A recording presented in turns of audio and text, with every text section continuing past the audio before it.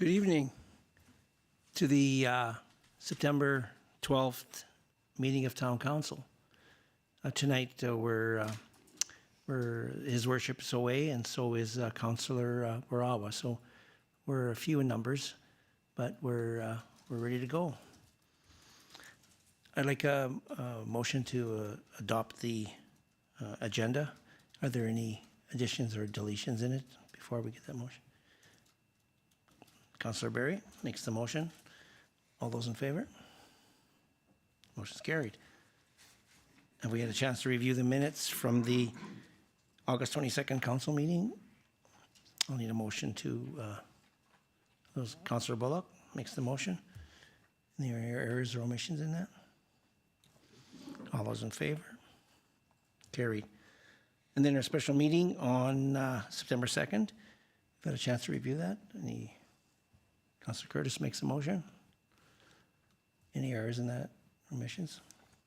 All those in favor? Motion's carried. Some special guests with us tonight from the Federation of Canadian Municipalities, the Chief Executive Officer, Carol Saab. Is that how I pronounce it? Yes. But I'd like to have the President of FCM, our very own Councillor Rudick, introduce the other two guests to the community and to us as well. Thank you, Your Worship. It's my pleasure to welcome some special guests to Vegreville today. We have our quarterly FCM board meetings in Strathcona County this week. We did our meetings online, and due to the proximity, we're fortunate enough to have some special guests to Vegreville. So I'm so pleased to have the Chief Executive Officer, Carol Saab, Leanne Holt, who is Senior Director of Membership and Governance, and Sarah Sims, who is the Chief of Staff for the Chief CEO's office. So these three talented women are in charge of a lot of the efforts that we do as FCM to be able to do advocacy for communities of all sizes across the country.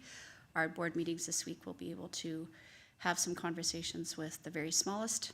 I think our smallest member represented at those meetings is under 200 residents in their community, up to several millions. So we've got the range of sizes and the range of issues, and I'm so pleased to have them here. We did do a quick drive around the community and show them some of the highlights, showing them where the ISIP went to, some of our grant funding that we used for the Safe Restart from the federal government over the last couple of years, as well as feed them some good Ukrainian food, courtesy of Councillor Lemko, for example. Give them some of the treats of the community. So welcome. I'm so happy to have you here.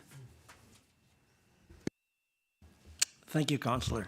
And again, welcome to our fine community, and thanks for taking the time to stop in here as opposed to the lights of Edmonton. I'm sure you'll probably get to there too, so. Thank you. Moving on. Your Worship? Yes. Is it possible for Carol to say anything? To sing? To say anything. Oh. Yeah, it's very possible if she'd like to sing. Yeah, would you like to say anything, actually? Oh, that's great. Sorry, thanks.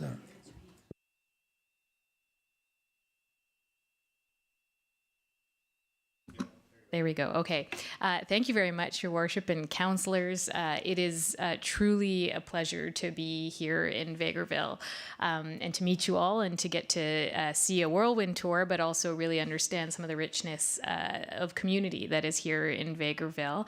I'm sure I don't have to tell you, but I will tell you anyway, that you have the fiercest, proudest champion of Vegreville in Tanine Rudick. She is a force on the national stage for communities across the country, and she is a very strong ambassador for the town of Vegreville. Certainly everyone that's part of the FCM community has heard a lot about your community, about what it means to Tanine, and as well about the many amazing things that are happening here in Vegreville and the things that you are leading on. And so it's very humbling and nice to be here in person and to get to see some of that in real time, and to get to understand a little bit more about our president, Tanine, in this context, who is a champion of community above all. And getting to have a quick tour around Vegreville, it is so apparent in everything that we've seen here and everything that we understand how important community really is, the kind of spirit that Vegreville embodies, and that you as councillors champion on behalf of your community. And so that explains a lot to us about what makes Tanine the force that she is on the national stage.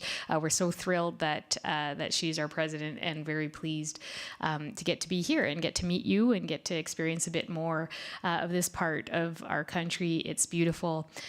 We were learning very quickly about the agricultural roots here in your community, and as well about a lot of the efforts to welcome newcomers into the community as well, and to really reach out and make people feel at home. And we've only been here a brief time, but that's certainly been our experiences as guests as well. And so really, I just want to say thank you. It's an honor to be here, and thank you truly for sharing Councillor Rudick's with us across the country, because she's making a significant difference to communities across the country, and certainly I would say doing Vegreville proud. So thank you very much. No, thank you.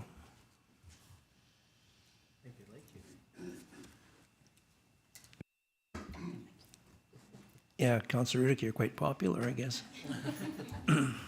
Too bad it's only a one-year term. Just kidding. We love. We have some supplemental correspondence. Director Lefebvre, it falls under your lap there.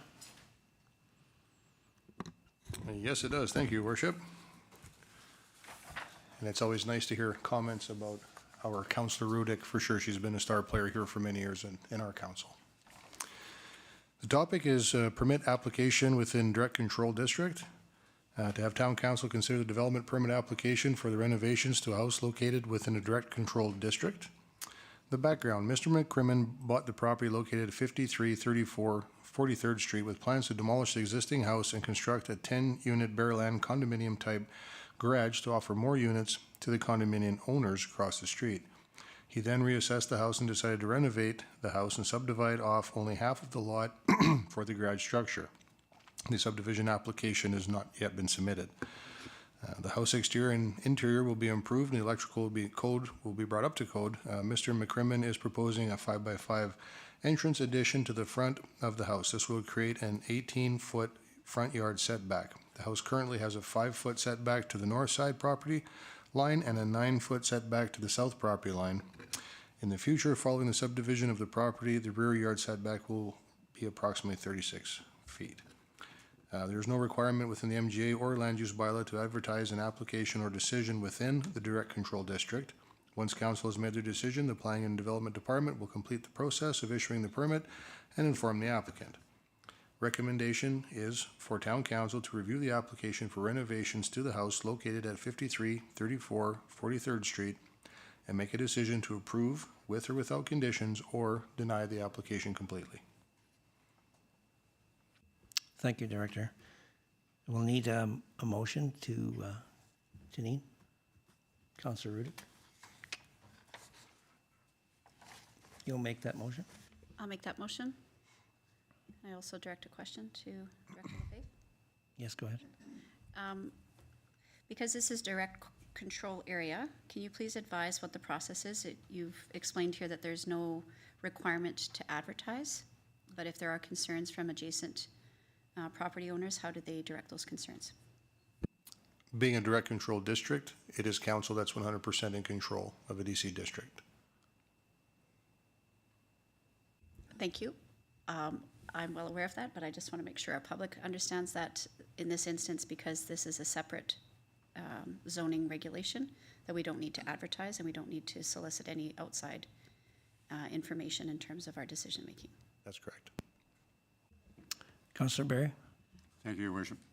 I believe that this is fairly consistent with our discussion and decision we made earlier about the property.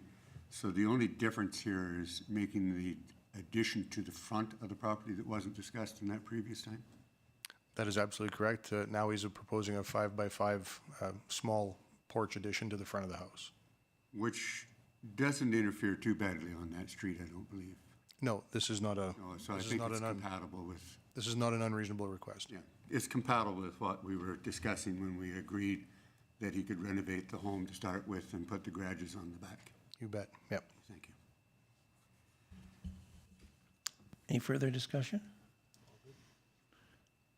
So the consensus would be that we allow this to move forward with the addition of the 5x5 entrance? Do we have any opposed to that? Yeah, we need to vote. I guess the motion was to have discussion here, so we should probably have a motion to allow it. All right, Councilor Riddick. Sorry, I'll just go back and verbalize. My recommendation is that we approve the application with the renovations as enclosed in the request for decision from IP&D for this property. All right, hearing that, I call for the vote. You are approving the application is what you're doing. The way it's submitted Yep. is with the 5x5, so all you're approving is the application the way it stands. Right. Yeah, call the vote. All those in favor? Motion's carried.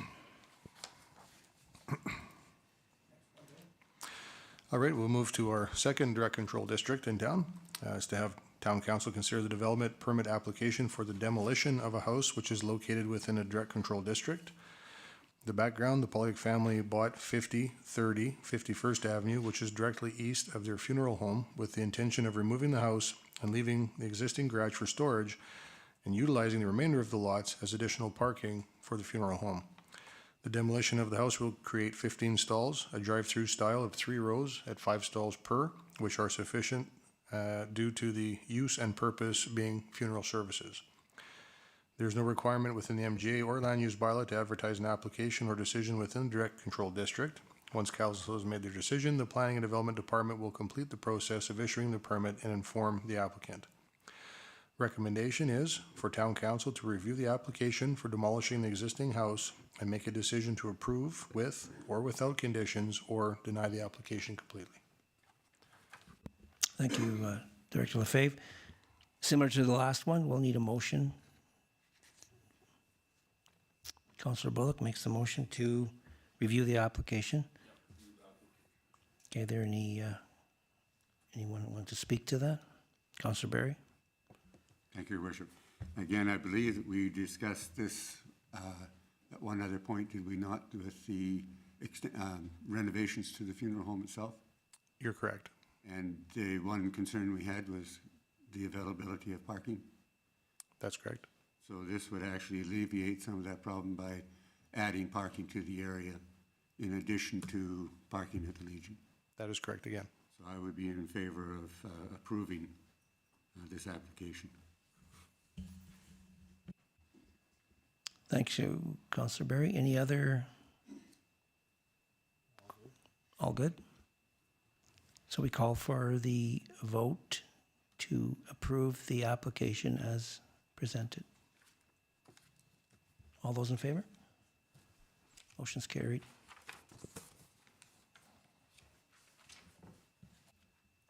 We have correspondence. It looks like it's Northern Lights Library System letter to Minister of Municipal Affairs.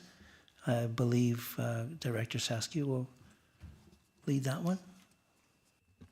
Sure, thank you. It's money. So this is a letter from to the Honorable Rick McIver, the Deputy Leader, Minister of Transportation and Minister of Municipal Affairs from the Northern Lights Library System. So dear Minister McIver, the Northern Lights Library System, the 55 municipalities and Indigenous communities it represents would like to thank you for your ongoing support of libraries in our province and especially in our rural communities. Your choice to maintain consistent funding for libraries in the face of economic instability is applauded and welcomed. Thank you. We are aware that you have received a number of letters from across the province regarding library funding. Some have suggested updating the population list used to calculate library grant funding. Others have rightly pointed out that change alone would be insufficient in meeting the needs of rural municipalities that do not have rapidly growing populations but still feel the pressure of rising inflation.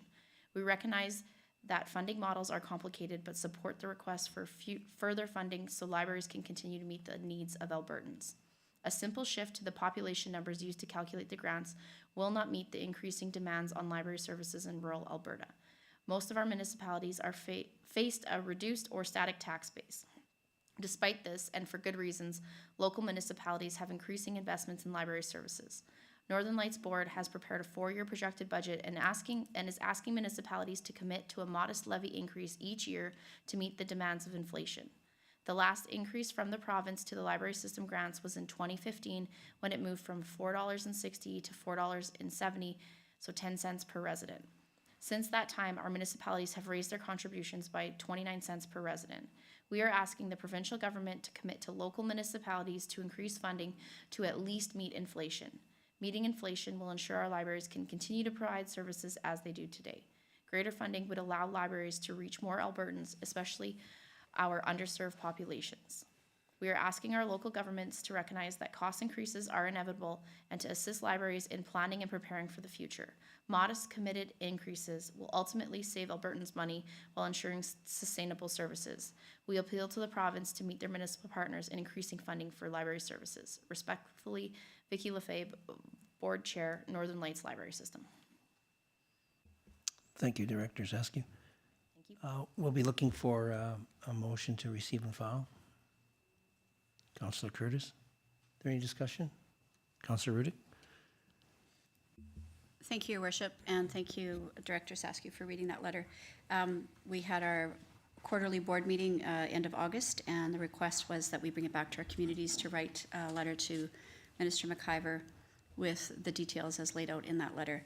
Basically, Northern Lights has done a number of different efforts, particularly through COVID, to streamline efficiencies, but it comes down to the bare facts that municipalities have increasingly borne the weight of the increasing costs of inflation, as well as the cost of providing a business or a vital service that the Northern Lights Library Systems provides.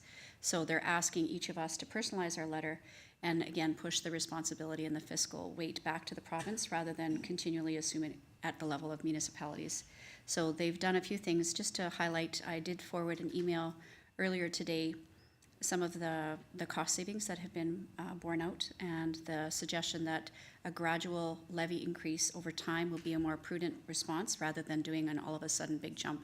So the proposed budget for 2023 will have a modest levy increase of 1.5%, which again does not equal inflation, but it also realizes some of the cost savings that they've done in terms of reducing the van run from 3 to 2, as well as leasing portion of their building to a third party, as well as an organizational review and structure assessment. So all that to say that this letter writing campaign is again in the time leading up to the provincial budget to make sure that we're pushing that responsibility back to the province rather than again assuming the additional cost as we've done over the last number of years, which is not responsible to our taxpayers. Thank you, Councillor Rudick. Any other, Councillor Barry? Thank you, Your Worship. I would certainly concur with that, having been part of the Northern Lights for a while as well, that it has been underfunded for quite some time on libraries. And I think that it's unfair for the municipalities to continue to try and bear the costs. The library systems are extremely important to the function of the individual libraries, and the individual libraries are relying on municipalities to continue to fund them as well because they get less money. So I would definitely be in support of writing a letter in support of trying to get the provincial government to raise the funding. Any other comments, Council? All right, we'll need a motion. We'll need a vote on the receive and file. All those in favor? Opposed? No one. This motion's carried.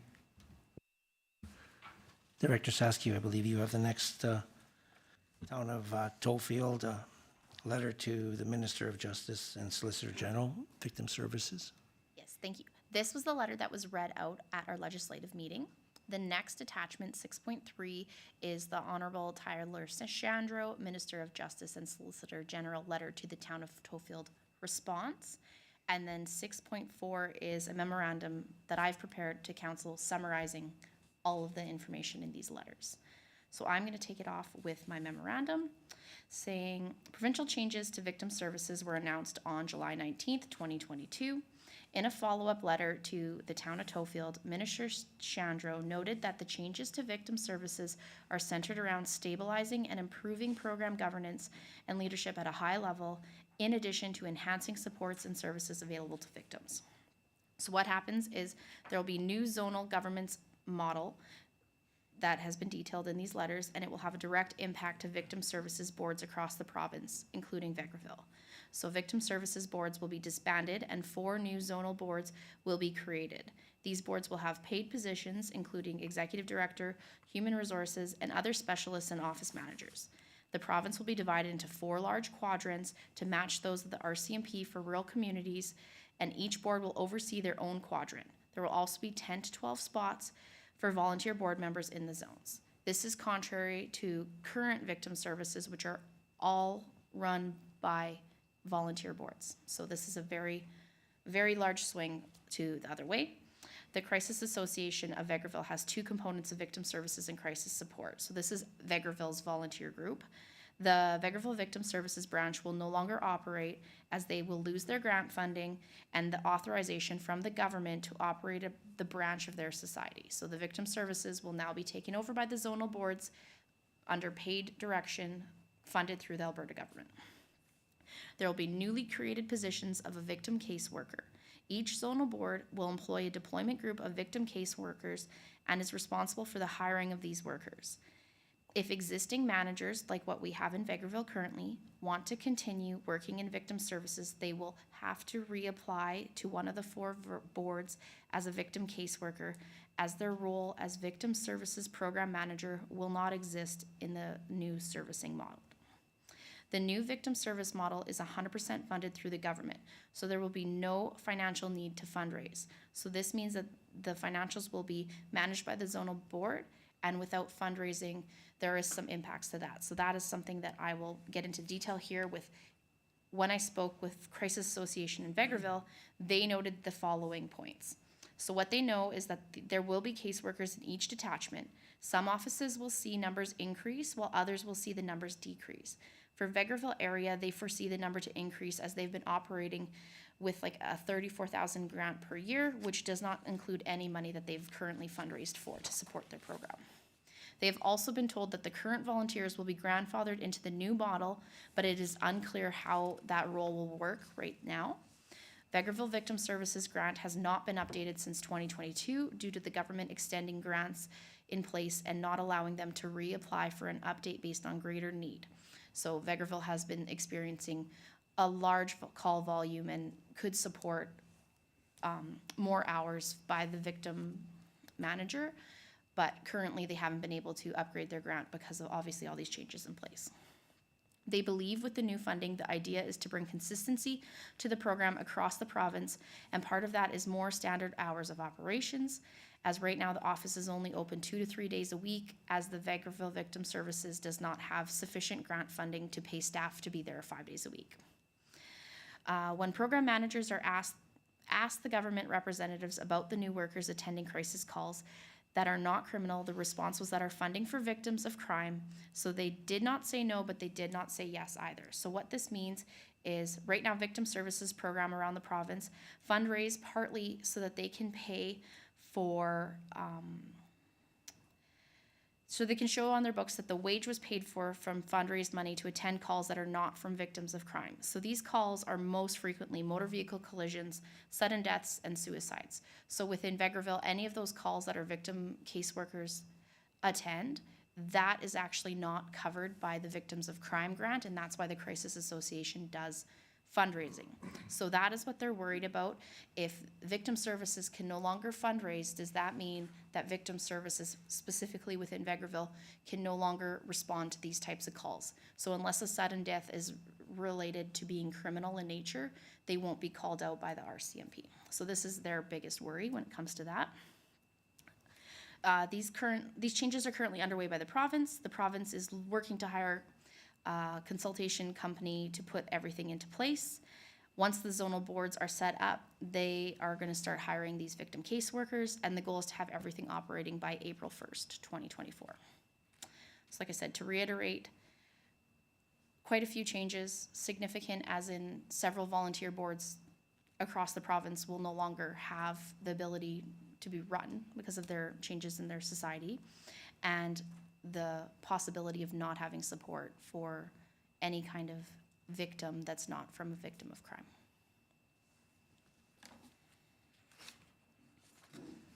Thank you, Director Saskew. Sorry. Thank you, Director Saskew, as I repeat myself. Prior to any discussions, I would like to first receive and file the letter from the town of Tollfield to the Minister of Justice and Solicitor General. Councillor Barry makes that motion. Any questions? Councillor Rudick? Thank you very much, Director Saskew, for doing this extensive work. I know that your volunteer work also has worked in this capacity.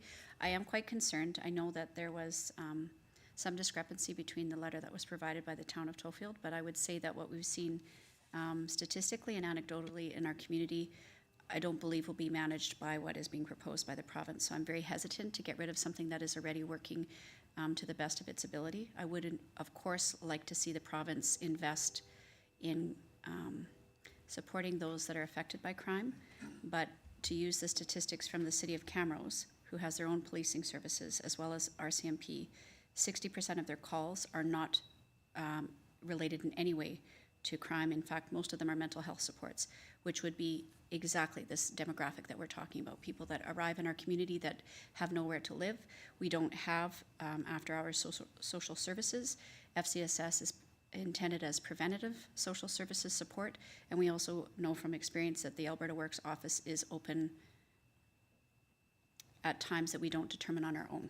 So I would be very hesitant to move ahead with this model, and I wonder if we could maybe defer making a decision about writing a letter until we meet with other municipalities next week and be able to hear a little bit further. I do know from some of the individuals that work in other communities too, they're not supportive at all about this provincial model, although they do like the intention of provincial money being dedicated to this. It's giving up a lot of autonomy and authority and the actual support that communities need at a time when we have increased need for mental health support as well as crime prevention. Thank you, Councillor. So we have a motion to receive and file the letter from Tollfield to the Minister. Any other questions? I'll call for the motion, for the vote. All those in favor? Carried. Now we're looking for a receive and file motion for the Honourable Tara Chandro's Minister of Justice and Solicitor General letter back to the town of Tollfield. Councillor Curtis, are there any questions? I just have a comment. Yes. I too find it pretty concerning that, again, like you said, Councillor Rudick, victims of crime obviously need support, but there's a lot more than that out there, and to kind of pull away from that or not really give a definitive answer as to where we lie with those people that are going to need help outside of that, as well as we've seen with other zonal ideas for things in this province, they've not worked out very well previously. So it does concern me that you would take people out of the communities they're in and have them running around at beck and call of when an emergency does or doesn't happen. Thank you.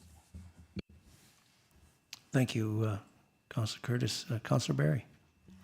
Thank you, Your Worship. I see things a slight bit differently.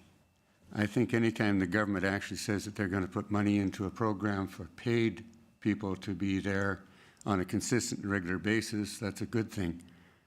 But I do have some concern that these societies that have been working quite well may not be able to function.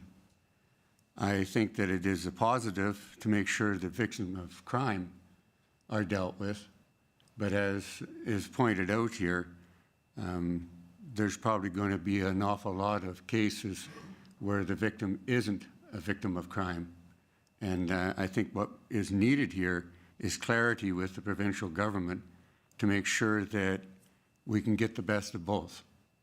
Their system may actually function and may actually function well, but they shouldn't throw away the societies that have been working in a very good order as well. So I think what we need to do is try and get better dialogue in order to try and get them to open this up and face those concerns. Thank you, Councillor Berry. So I'm looking for a vote on the receive and file for the reply letter from Honourable Minister Shandro. All those in favor? Sorry. Can I just have clarity on the motion that we're voting on? The receive and file of the Receive and letter. file? Okay, thank you, sorry. All those in favor? Motion's carried. I'd like to thank Director Saskew for fleshing out a few more of the details in some of the wording that was embedded in the letters and the purpose of the letter and the reply. So I'm sure we'll be discussing this in more detail at a later date once the things start coming up again. So again, thank you for that. Any financial on the agenda here? Nope. All right, right to business. Director Lefebvre, I believe you have something to share.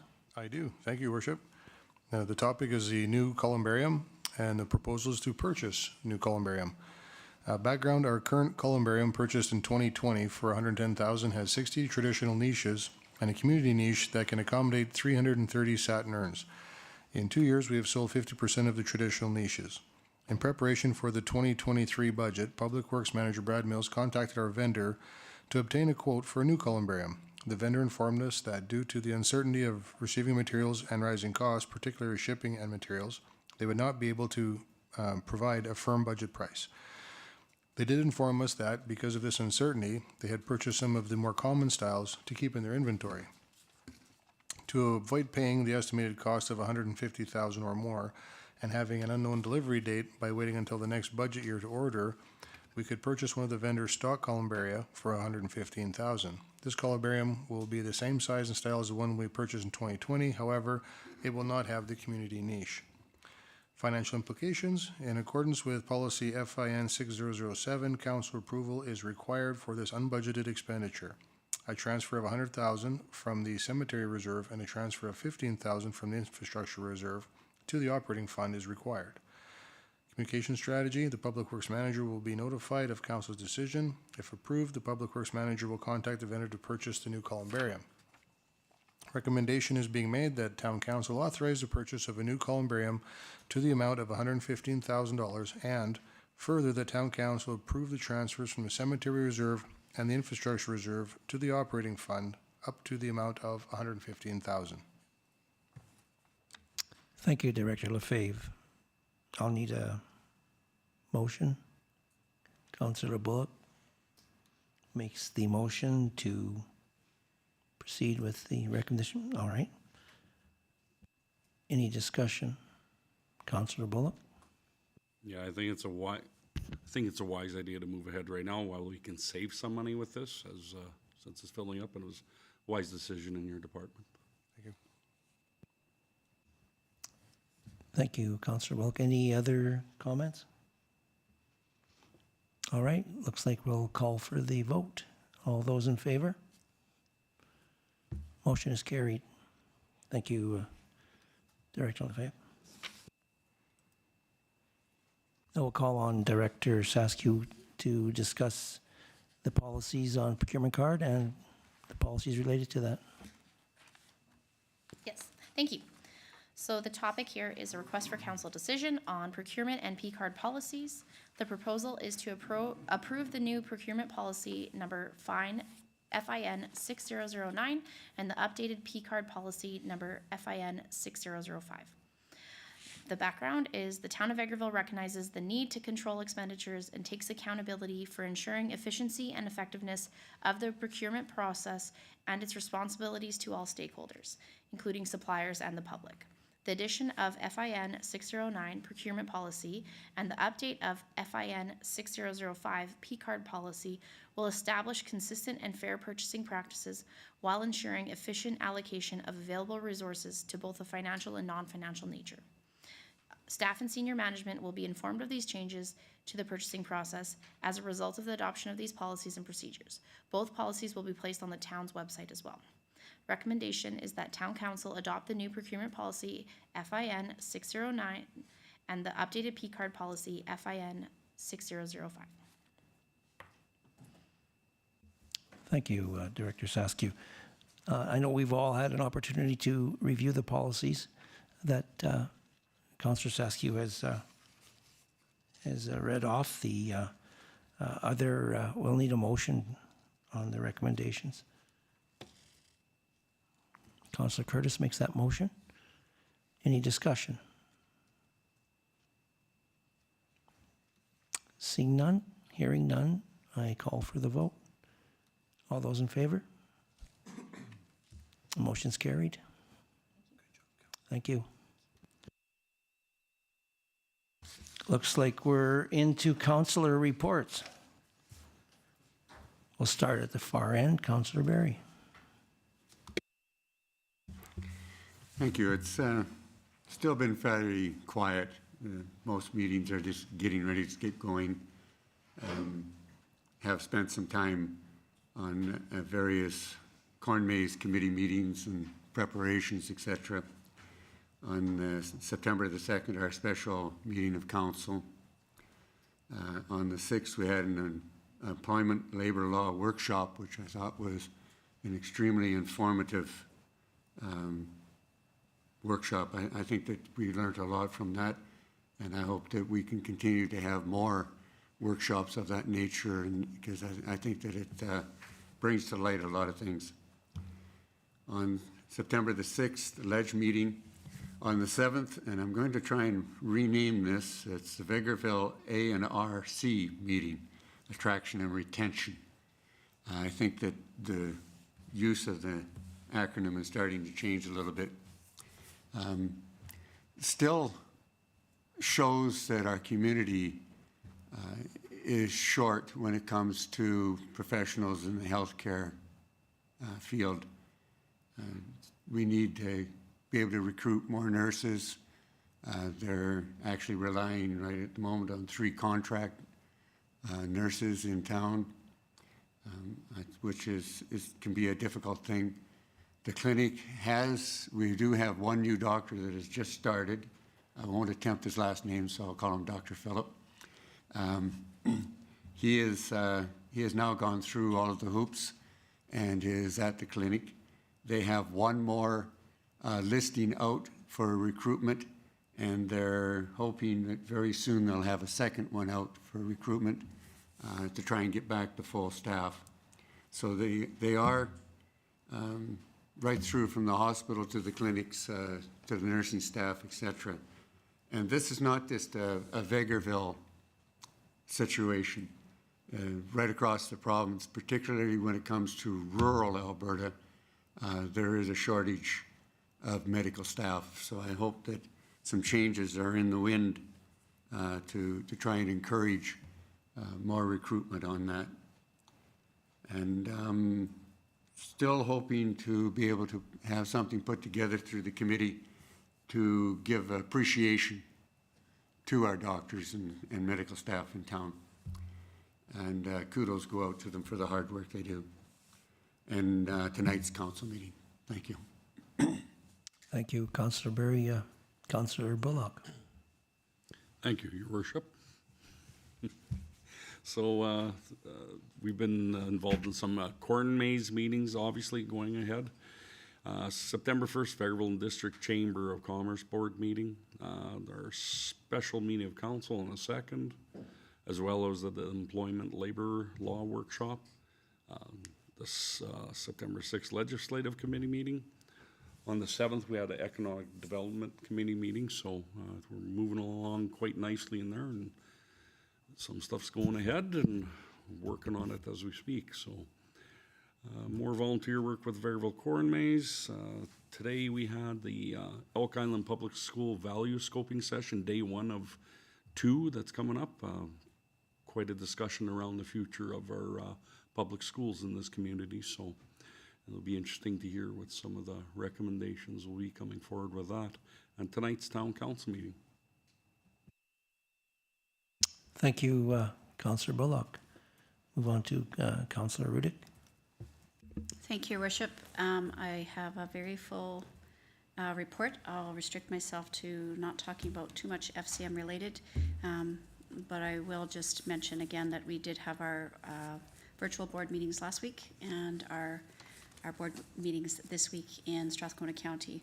And this quarterly board meeting covers a number of different issues across our different committees, some of which are incorporating feedback that we've had here, and most importantly for us right now, looking at new federal programming. So some of the things that have been discussed and that are on the horizon is a new version of ISIP, which has been an incredibly important grant for us here.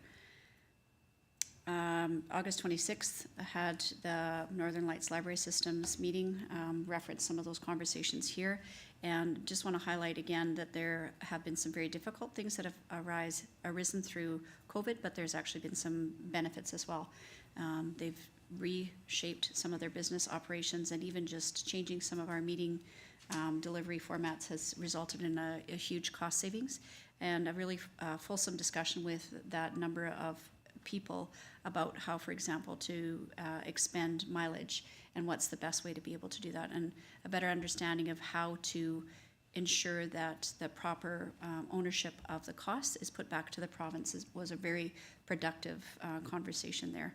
And again, making sure with that collaboration through Northern Lights Library Systems that each of the small communities, and Vegreville is very fortunate to be able to have access to a number of collections, but some of these smaller municipalities and Indigenous communities rely heavily on the partnership through Northern Lights Library Systems, and they do a great job. I also want to just mention MD Minburn Foundation meeting on September 8th.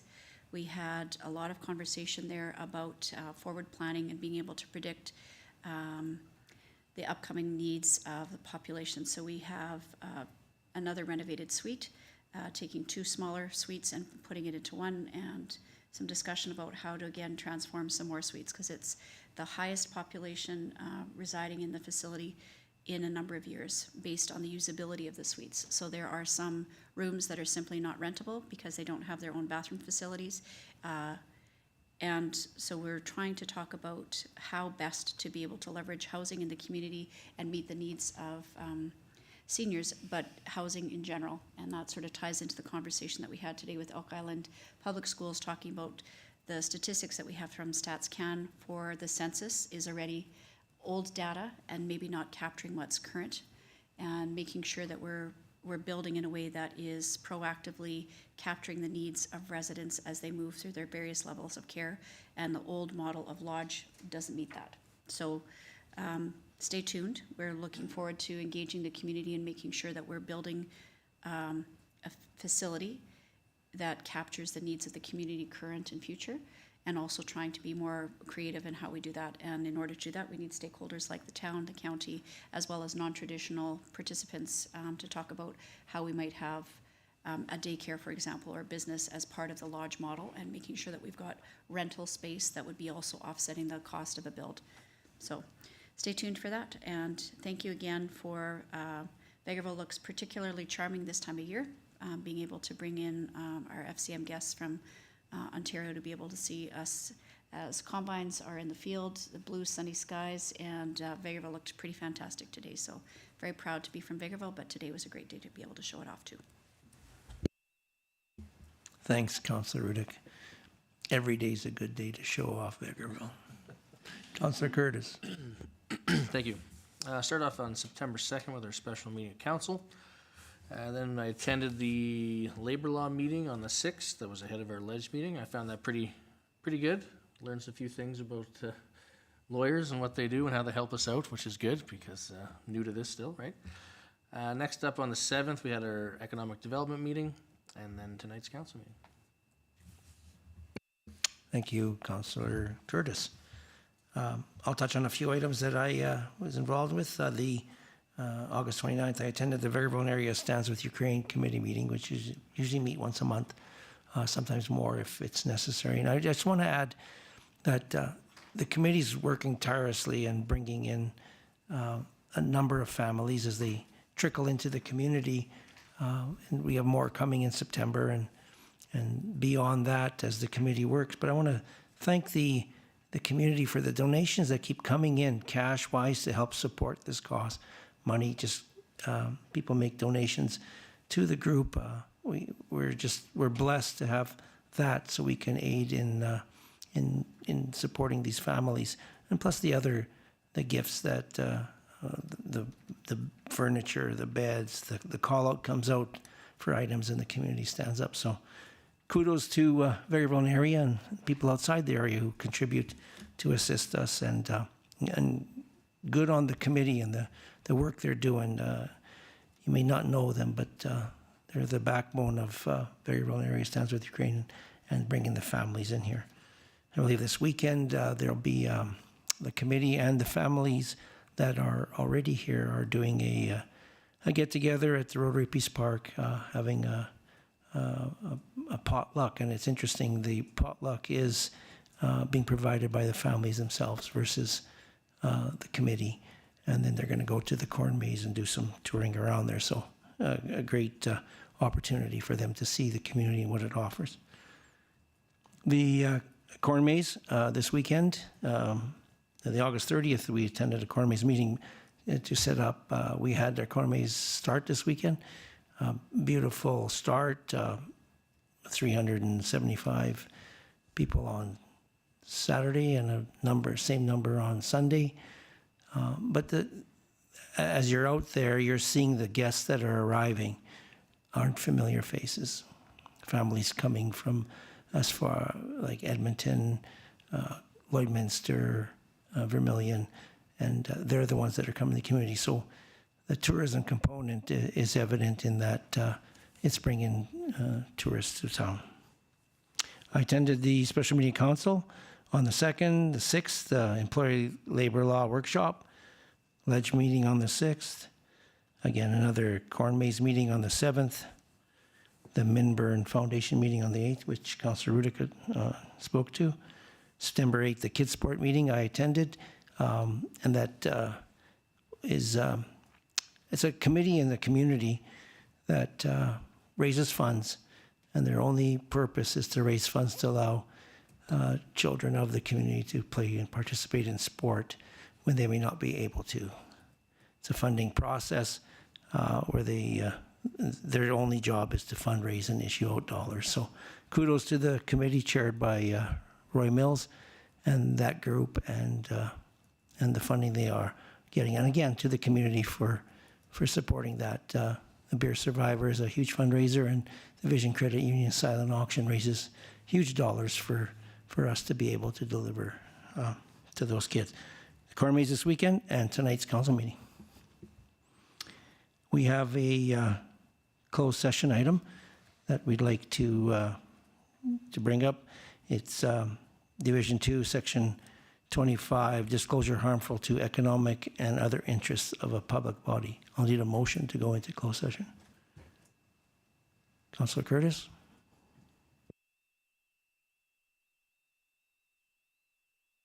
All those in favor?